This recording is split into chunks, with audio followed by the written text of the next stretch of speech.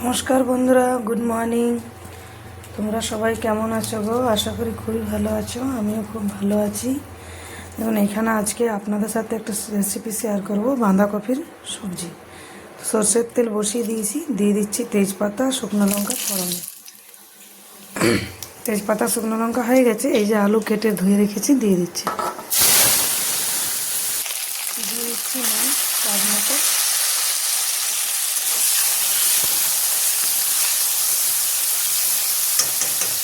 যতক্ষণ আলু ভাজা হবে তখন মশলা পিছনে নেব। তো এখানে দেখে নেবো আলুর কী অবস্থা। আগে আমি 2 চামচ দেখেছিলাম, দেখুন আলু লাল হয়ে গেছে। এই যে টমেটো কেটে রেখেছিলাম দিয়ে দিচ্ছি। টমেটোটা একটু গলার অপেক্ষা করবো, তারপরে মশলা দিয়ে দেবো। এখানে মশলায় কী কী নিয়েছি একবার দেখিয়ে দিচ্ছি। গোটা ধনে, রসুন, আদা, কাঁচা লঙ্কা একটু জল দিয়ে বেটে নেবো।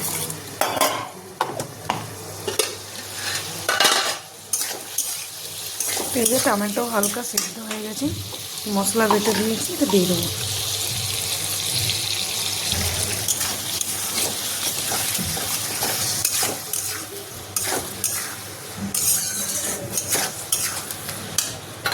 এখানে দিয়ে দিচ্ছি জিরে গুঁড়ো আর হলুদ গুঁড়ো। নুন তো আমি আগেই দিয়ে দিয়েছি। এখানে দিয়ে দিচ্ছি অনেকটা মটরশুঁটি, এই সিজনের মটরশুঁটি হচ্ছে।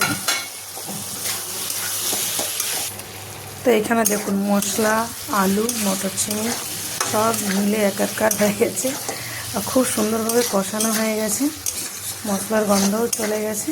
তো এখানে আমি এই যে বাঁধাকপি কেটে ধুয়ে রেখেছি দিয়ে দেবো। পুরো কড়া ভরে গেল, কিন্তু কম হয়ে যাবে সিদ্ধ হয়ে। তো এখানে সবজি দেখবো, সবজির গন্ধতে সবাই আমাকে ঘরে জিজ্ঞাসা করছে, মা কি বানাচ্ছ? কি সুন্দর একটা গন্ধ উঠছে সবজির থেকে। আর দেখুন পুরো সব সিদ্ধ হয়েও গেছে, আর একটু সিদ্ধ হবে। এখন এই টাটকা টাটকা বাঁধাকপি আর মটর চিনি দিয়ে খুবই ভালো লাগে এই রেসিপিটা খেতে। আপনারাও বাড়িতে ট্রাই করে দেখবেন।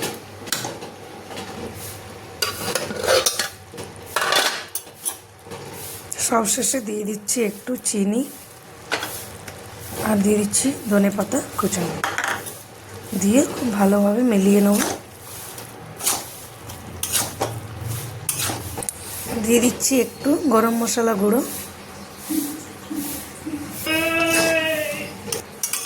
তো আমার রেসিপি আপনাদেরকে কেমন লাগে আপনারা নিশ্চয়ই জানাবেন। আর কে কোথার থেকে আমার ভিডিও দেখেন সেটাও জানাবেন, কমেন্ট করে জানাবেন কেমন লাগলো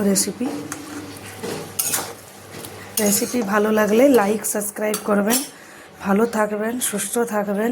পরের রেসিপি নিয়ে আবার দেখা হবে। Bye bye.